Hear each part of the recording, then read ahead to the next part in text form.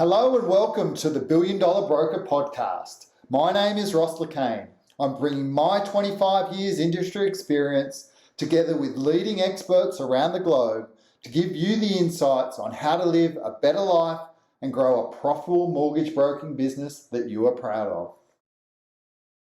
My name is Ross LeCain. I've got a very special guest with me, a long-serving Mortgage Choice franchisee, Nathan Newham. He's got two franchises, one in Hornsby and one in DY. Multiple high flyer, which means consistently in the top 12 franchises with Mortgage Choice, with his business partner Ryan. They've run numerous excellent business awards within Mortgage Choice and were recently named the most compliant. So for a business to be in the top 12 and most compliant normally doesn't happen. So we'll talk to you a little bit about that, Nathan. So welcome to the podcast. Thanks, Ross. Happy to be here. Yeah, thanks for the invite. No worries. What I'd love to start with in terms of get a little bit about your journey, how did you get started? How did you come to be with Mortgage Choice at Hornsby and Dural? Yeah, well, it was a long time ago now, but I was an engineer by trade. So I went to, went to school, I became a mechanical engineer, and I was working in the construction industry since probably between the ages of 20 and I got to about 30, and I just thought, I've got another 30 years of this, and I didn't really have a passion for that. I was good with numbers. I had a bit of a grasp on property, so I decided to look elsewhere. So I spent a bit of time sort of working out my next move, researched franchise opportunities. My job when I was basically an engineer, I went into project management, and I was really just dealing with companies, trying to make them work as best they could within our business, all our subcontractors. So I had a bit of an idea of what made a business work and what their challenges were. So I sort of thought, I could probably give that a crack. But I didn't want to reinvent the wheel. I didn't want to go into something where I had to sort of start fresh. So I thought a franchise would work okay. And when I started looking at franchises, I was drawn to the broking industry. It was very new at that stage. It was quite young. And at the time, there was only really a handful to get into. There was the Mortgage Choice Group, Aussie, a few others. And basically landed at the Mortgage Choice Group, and I liked the management team. Found that the regions that they had on offer at the time sort of worked okay for me, and took the punt on the first franchise it was around 2000, 2001, because my previous role, I was working in the construction. I was actually involved in the Olympic Games, getting some of their sites up and running. And I actually spent the Olympics overseas. So I went over to Europe, spent a few months just basically. You missed out, mate. It was one of the best times to be in Australia. I'd been working at Homebush for 5 or 6 years, and that was the last place I went to. I got out of here, I went over and went overseas for a couple of months, just bummed around. And that's where actually I started the conversations with the other groups, just to see what I was going to do. And then when I came back, I was ready to take the punt. And so I was lucky. My wife was working in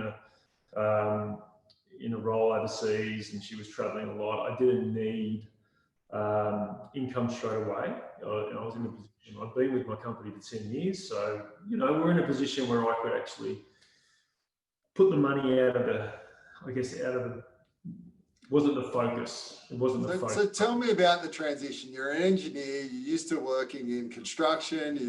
Working in the sort of the Olympic Park and building, massive development type things, and then coming into a totally different industry. Obviously, you had good funds behind you, but what do you remember back then 20 years ago in terms of some of the challenges that you faced in terms of coming into the mortgage industry? Well, it's going to sound like for a lot of the new brokers, they're going to hate this, but it was dealing with all the leads back then, because 2001, I mean, Sydney was going through a bit of a boom. You know, the property market was going crazy. There'd been some media hype around the broking industry. You know, that there was this new way of getting loans. So for me, it was just trying to, I guess, get enough. I was confident in that from a sales process side of it, and the process that I could work that out. You got to learn product, you know, and you got to learn, I guess, the intricacies of the actual industry. So that was the challenge. The challenge was coming from a numbers background in a different industry and trying to make that work in the new one.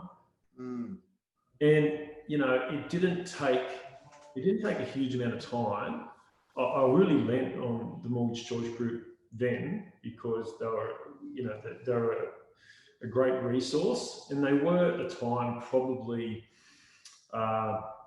they were built around getting people out of industry, because the industry didn't really exist. So you know, their training was really good. Their people, they were there. They were growing at quite a rapid rate as well. So the challenge was, you know, it was really just trying to manage the lead flow.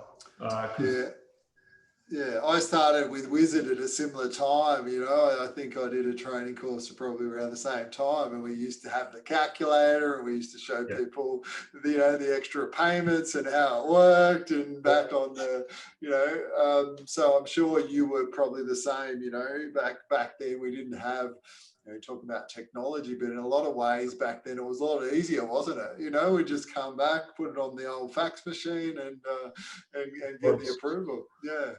It was, you know, it was filing cabinets. It was, well, I used to carry around a box, one of those openable boxes which had all the little sections, and it had all the bank applications in it, you know. So, and it was all about going out seeing applicants at night or during their lunch hour, and it was very, very, very different.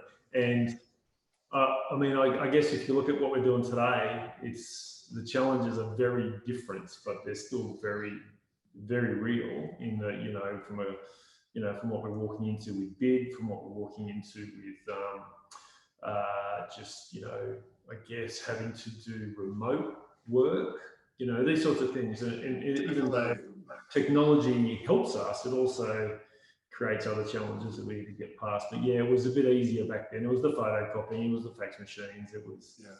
Yeah, exactly. You're not driving around, you know, in terms of doing those appointments, and we're doing a lot more of this, right? Doing a lot more on Zoom and selling via, you know, these sorts of platforms. And as you say, you know, has created a need to really, they're saying that, you know, being able to use like digital platforms like Zoom now is the new fancy suit. Like your setup, how well you can present, how well you use your iPad. And you say you used to have the sort of compendium with all the sort of brochures and all the bank details. And I remember that personally. Now, sort of your compendium is, you know, online. It's built into your presentation. It's built into your sales models in terms of how well you actually can sell using a totally different medium. So I think 2020 has changed a lot of things. And as you said,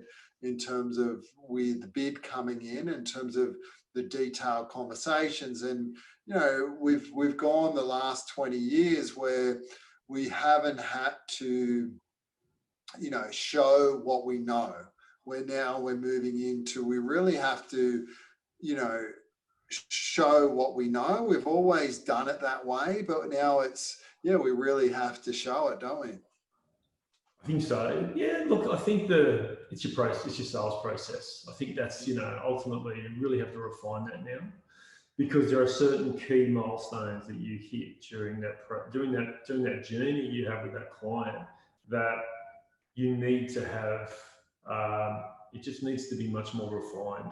So yeah, look, definitely and that's, you know, that's one of the reasons which I think I like being part of a big group, is that we're continually sharing ideas with other, with our peers. We can sort of share those, I guess, what works, what doesn't work.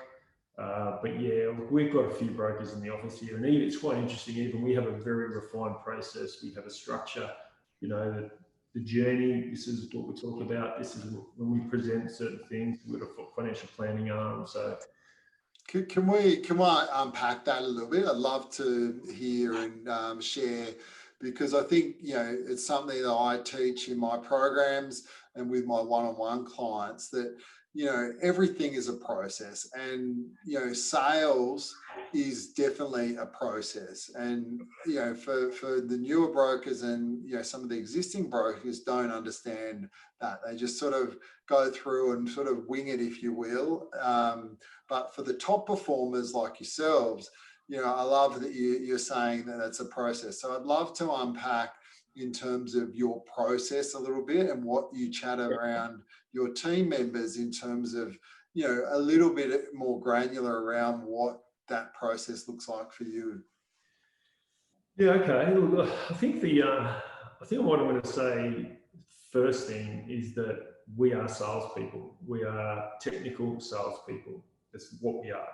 That's how we view ourselves here.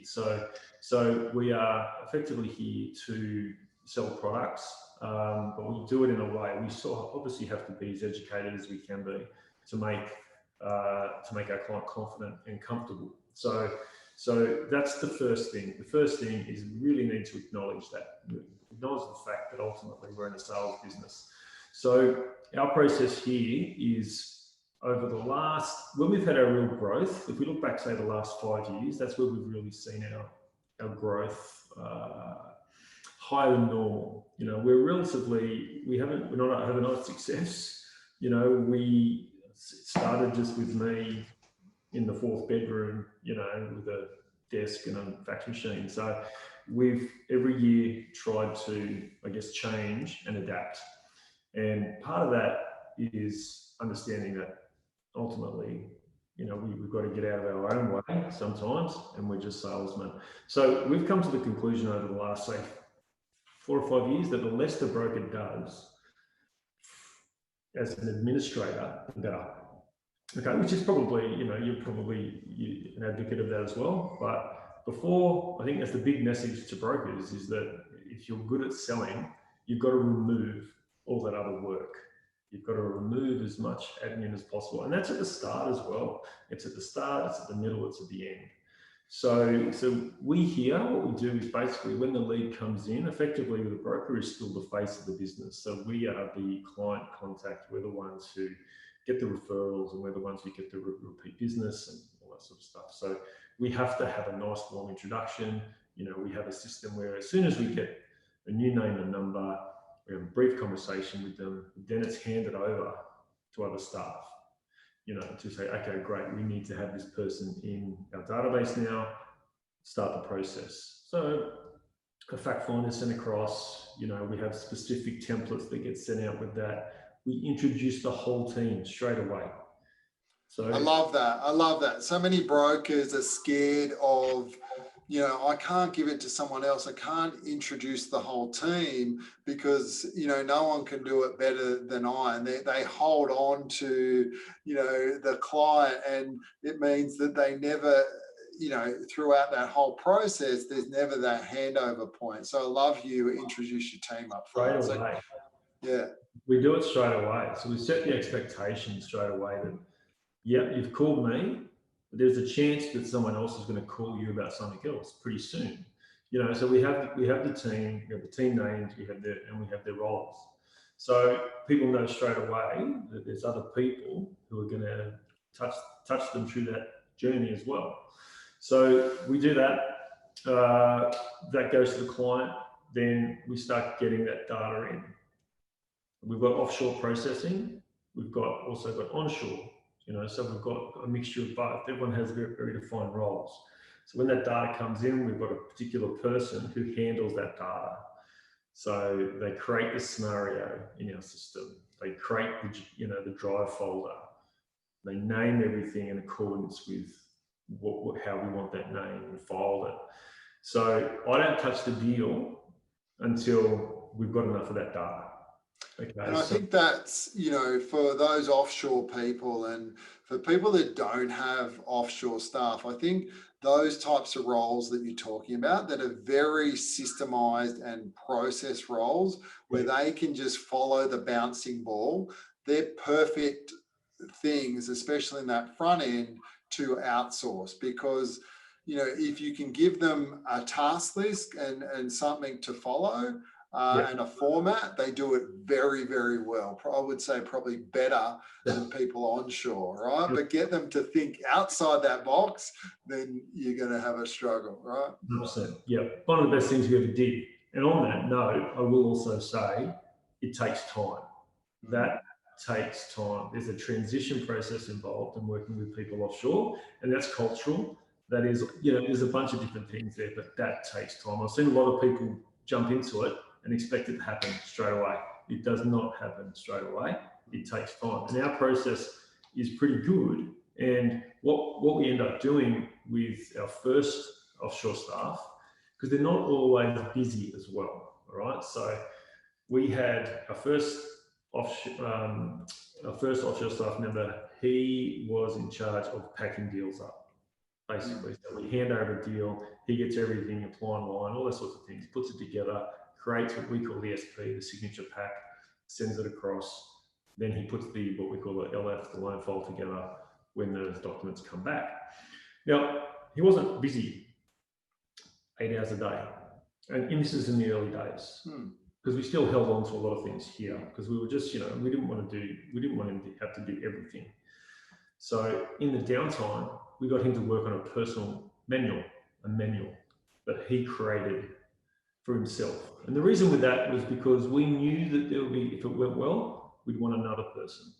And we wanted him to manage that person. So what we did is we said, right, these are the topics we want you to cover, but we want you to create your own staff manual there.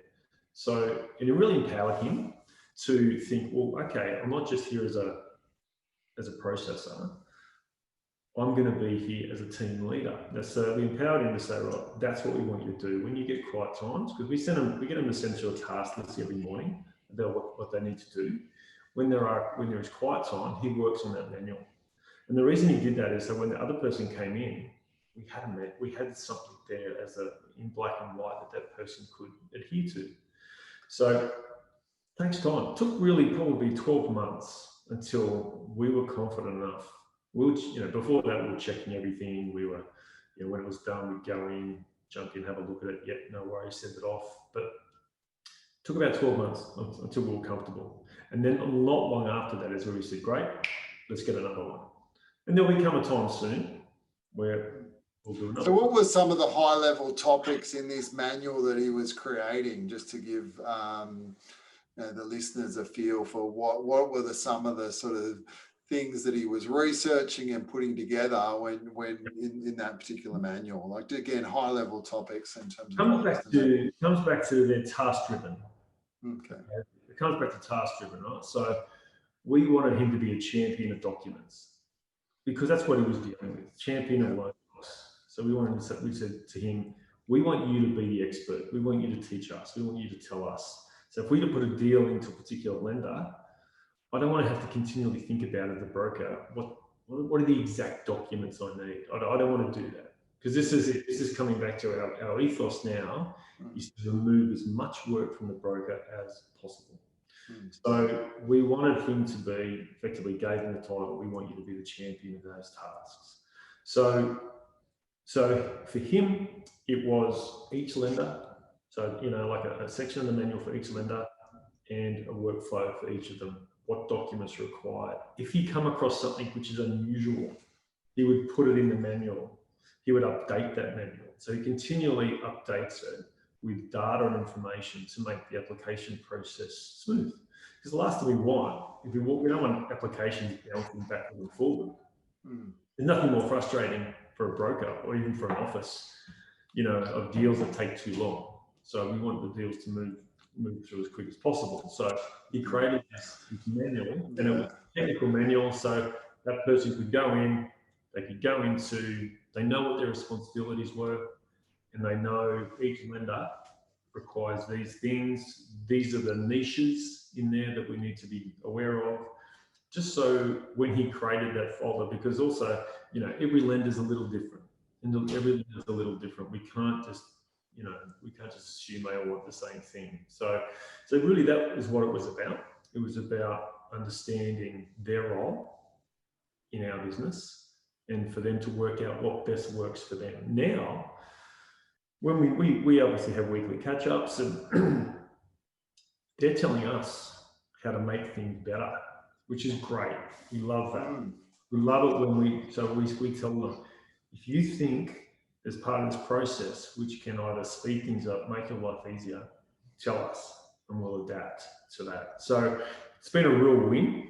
It takes time, but when it's done, it's fantastic. And, you know, and there's obviously the other added benefit is that obviously there's a lot of loyalty that you get from employing them over there because they love working for, you know, companies like us, and they're great value.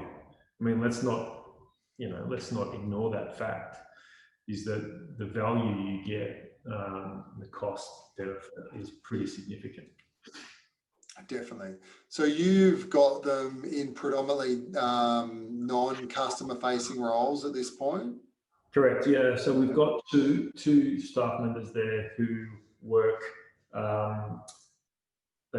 so what happens is the broker, when we get back into the deal, we write the deal up, do the notes, and effectively as soon as it's ready, when we're able to close that deal off, the notes, it gets sent across. We have a handover template, gets sent to them. They take over. They take it from there through to submission. Okay, so when it's submitted, the LF is submitted, it's vaulted, all those sorts of things that take time, and the administrative things that the brokers are really bad at.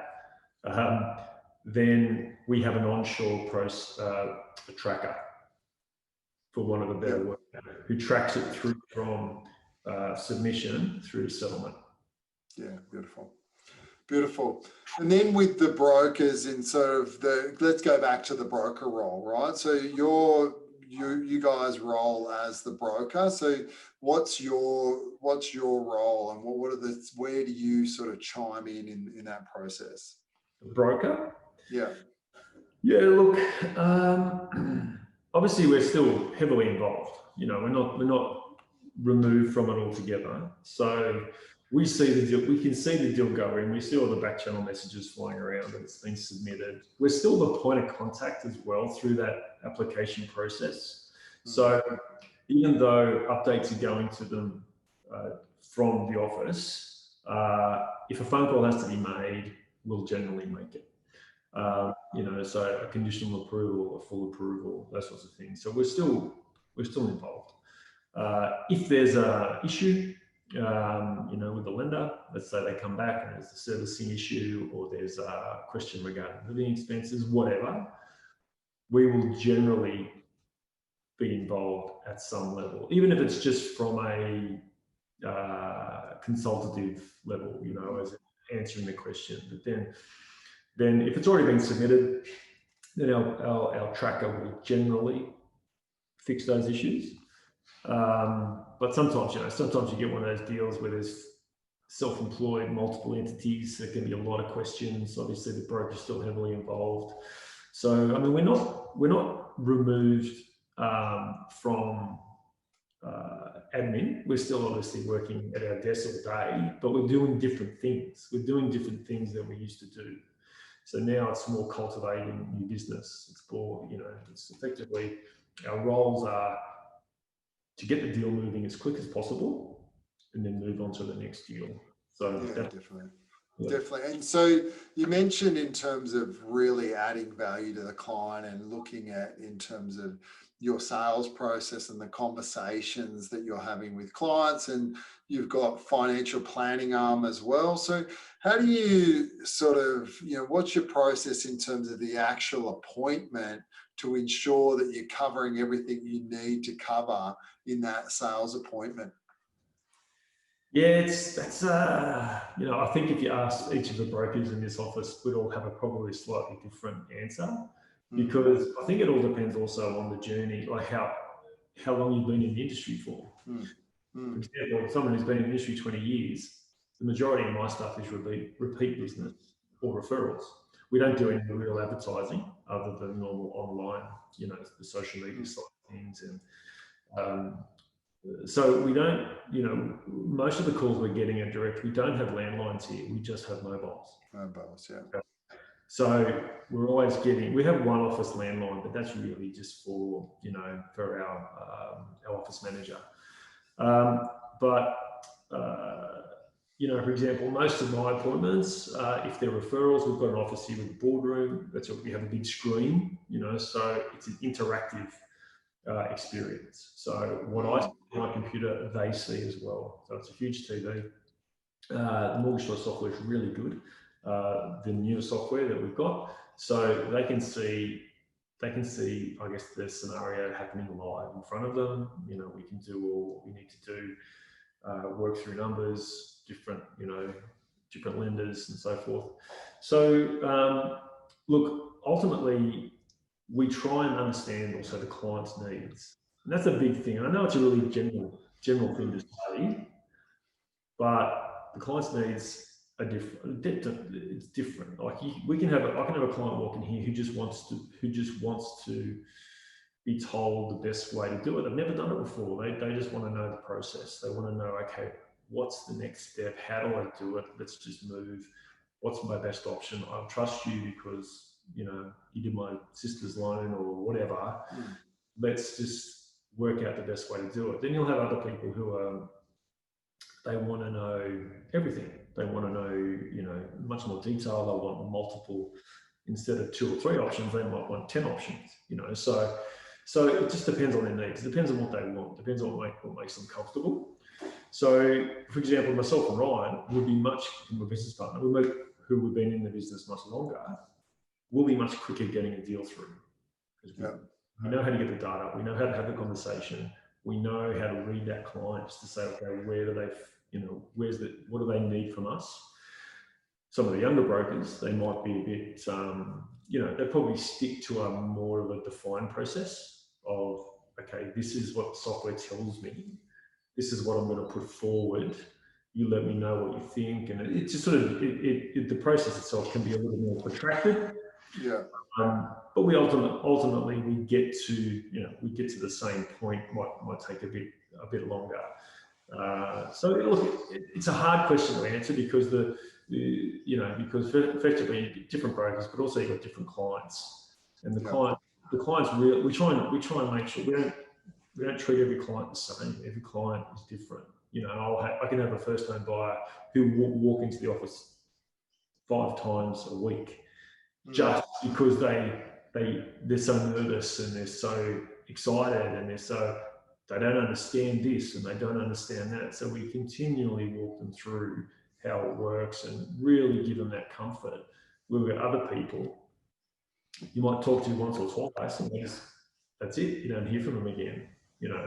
So it's just a different process. We try and make sure we have a very similar process for the journey, like our administration journey for that client. That stays the same. We don't deviate from that. That's why I think we are as compliant as we are. Our standards here are very high. So again, you just got that award in regards to compliance. So what do you think has been the secret to, your success? And obviously, a lot of the most successful businesses quite often, the less compliant in terms of their business. So what do you think you've done that others haven't, that have sort of led to where you are from a compliance point of view? Because at the end of the day, that's the biggest risk in a mortgage broking business, is the compliance. 100%. Well, I think we have a very collaborative team, and even our office manager, even our Manila staff, we're heavily involved in training. The new updates that come through from Mortgage Choice, stuff that is done, the webinars, all that sort of stuff. We it's not just the brokers that do it here, everyone does it. So we're driven by our administrators here on compliance. If it's not compliant, it doesn't move. If we can't vault at the right time, we don't move the submission. So it's very much 100% or nothing. So anything that comes through which has, I guess, focus on compliance or regulation, whatever, everybody is involved. So what that does is that holds everyone to account. Exactly, because I don't want to be the one. I don't want to be the one who's doing something, from an existing client who from years ago, exactly. like, oh, don't worry about it, just ID them. It doesn't work that way, So yeah. And I think, for a lot of brokers who are looking to scale, this point is key, right? Because, and I know as a broker doing, top volumes and big volumes, your biggest risk in your business, especially when you've been around as long as you guys, Nathan, for 20 years, you've got a sizable loan portfolio, your asset, is tied up in your business, right? So you don't want to risk that for one file. And you've got many people touching that. As you said, you want to get yourself as the broker out as much as possible. But what that does is it relieves reliance on other people to be ensuring that they're following the process. Because ultimately, you wear the responsibility as the broker because your name's on the file, right? So if your name's going to be on the file, what you're saying about training and having those systems and processes and making sure everyone's across that puts that responsibility back on your team. Yeah, no question. And the other thing really is that if it's not a deal, it's not a deal as well. And that's something which I remember learning that a long time ago, early on. When you're new to the industry, you try and make every deal work. And it's stressful. And sometimes deals aren't there.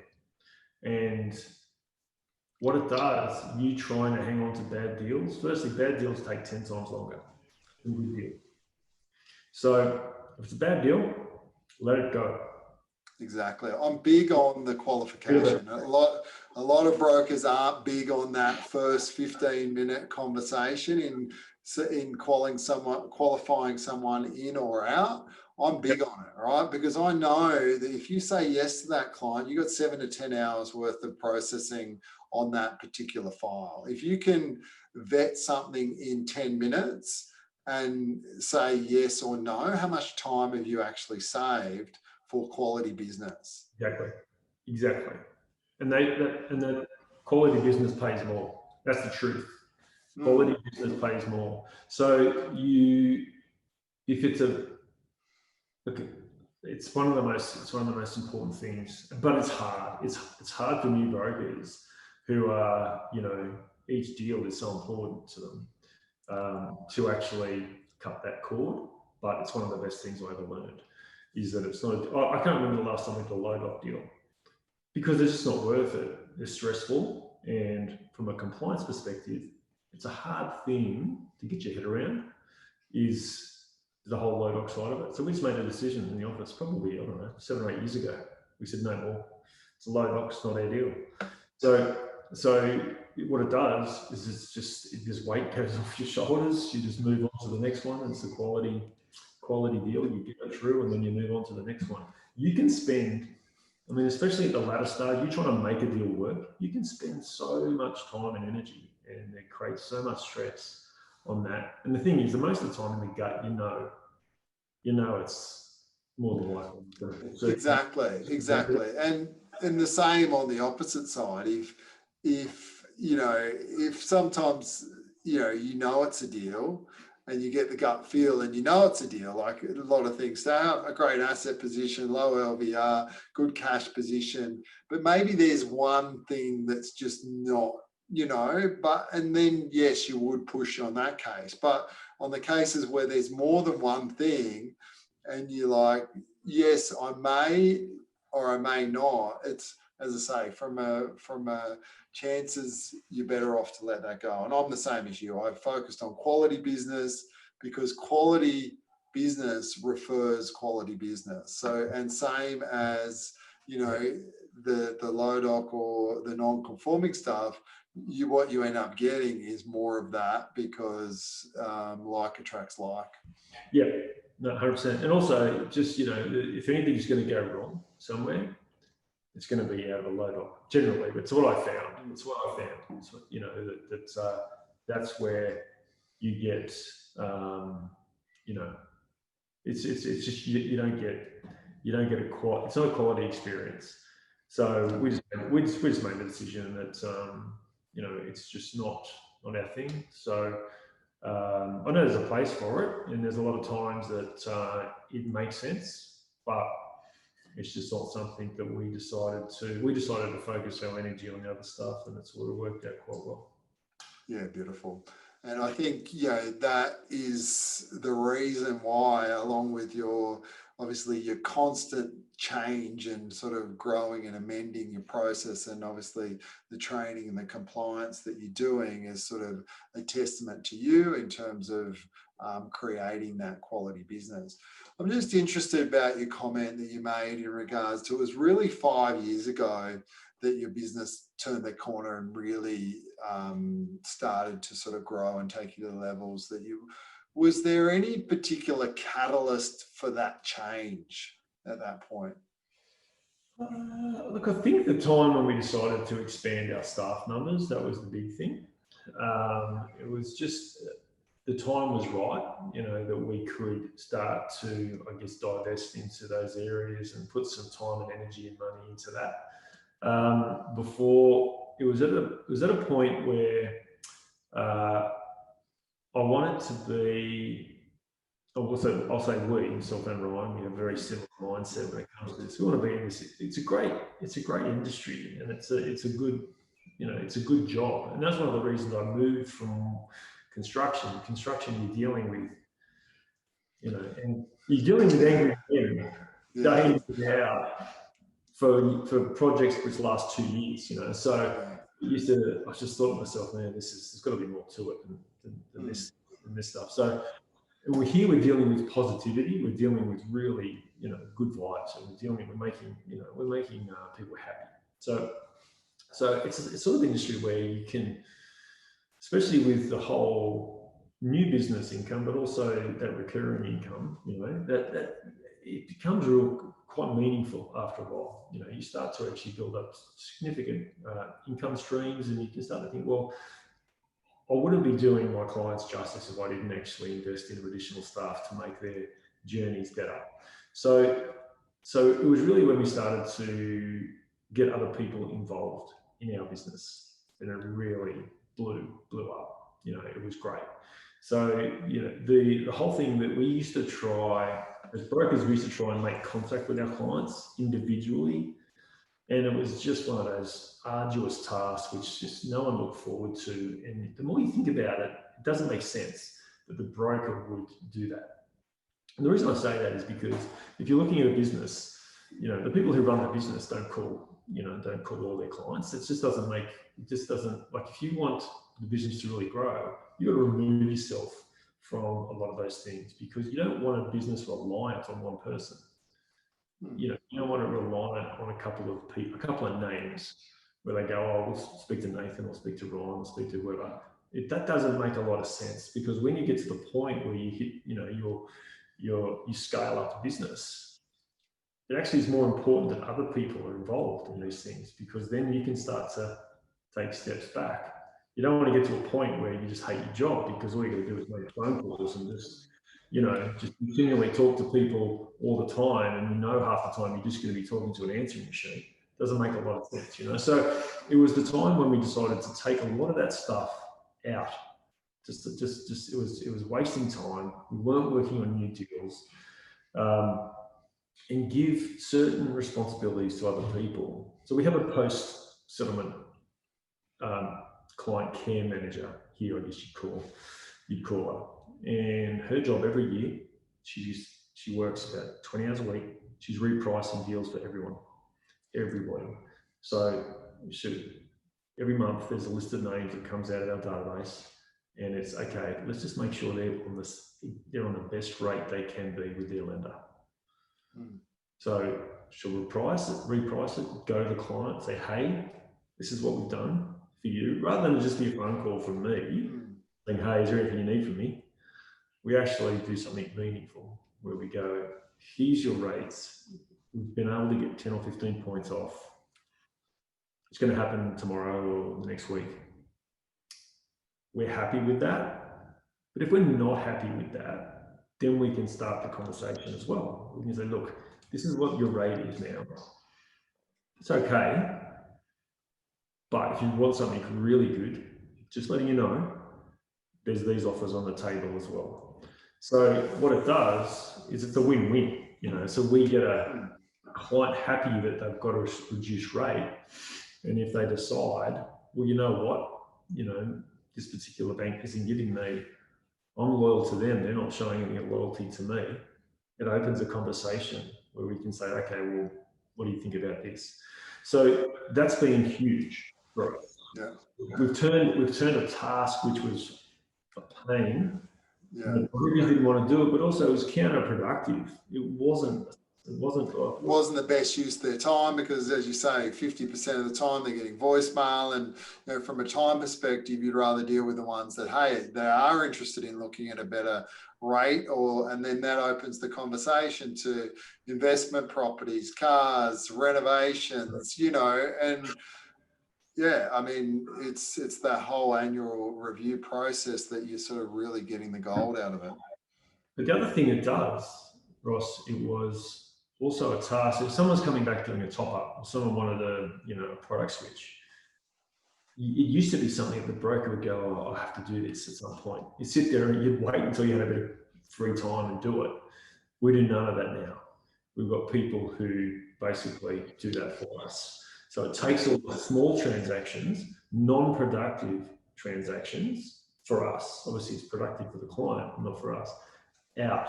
So continue. So you just got to add. You just got to go by the bullet and put staff on who are going to take out those menial admin tasks from new loan stuff, from old loan stuff, anything. Just take it away. Keep the job of the broker raw, so they're only doing certain things. Definitely. And I love that. And it's something that I'm constantly preaching about, the dollar productive activities.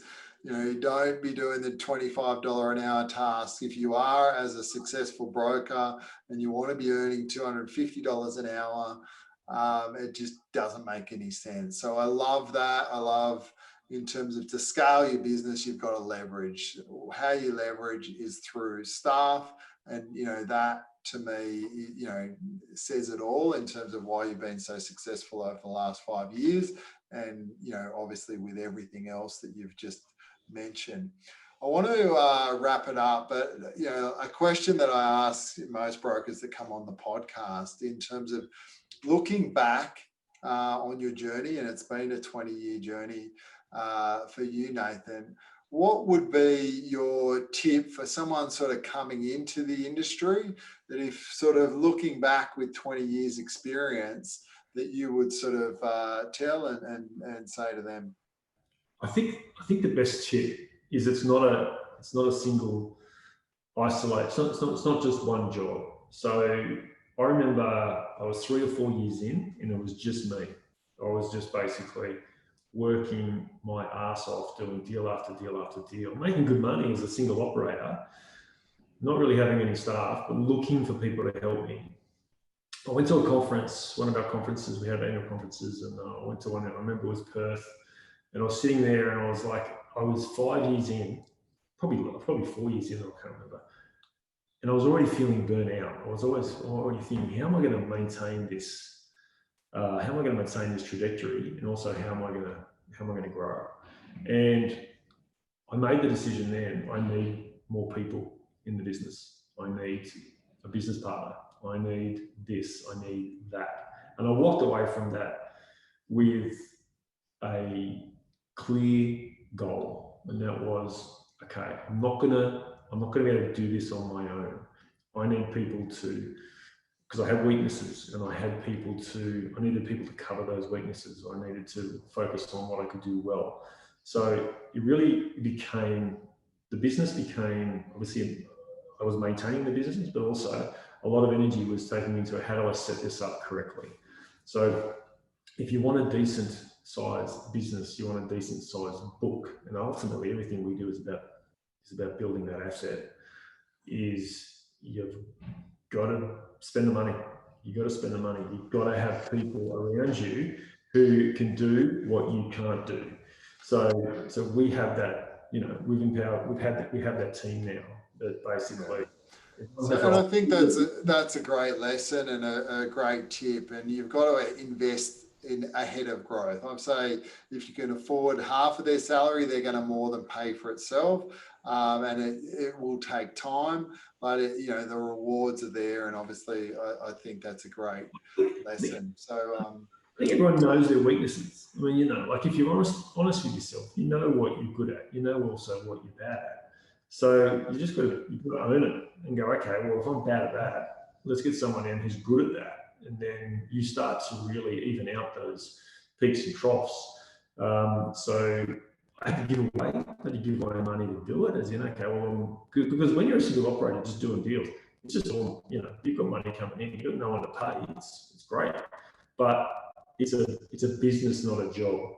So if it's a business, you've got to create the infrastructure around it to continue to grow. We seek out change here, and that's one of the things we talk about all the time. We seek change. We're not afraid of it because our industry is continually changing.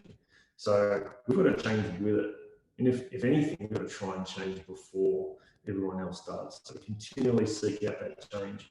So we can try and keep growth going, because at the moment we don't want to think adding more brokers is going to keep us growing. We think making our process better is going to keep us growing. That keeps everyone happy because they're earning more money. So that's the plan. And it's about growing your business by that 15% a year that will keep your book growing, which keeps your asset growing. A lot of people forget that. So I think that's a great point to end on, and you really appreciate your time. There's, success leaves clues, and, Nathan, there's no doubt in terms of why you guys are so successful and keep being successful and sort of at the top of the charts in terms of mortgage choice. Because what you've said today has been so valuable, and I've got a lot out of it myself. So I hope you've enjoyed this episode of the $1 Billion Broker podcast. Thanks, Nathan. And if you want to subscribe to the podcast, please subscribe on whatever platform you're listening to, and join us on the Facebook group, the $1 Billion Broker. And we look forward to having you part of the community, because a big part of this is giving, so we all grow and we can take broking to the next level. So thanks again, Nathan. No worries, Ross. Thank you. See you, bud. Bye.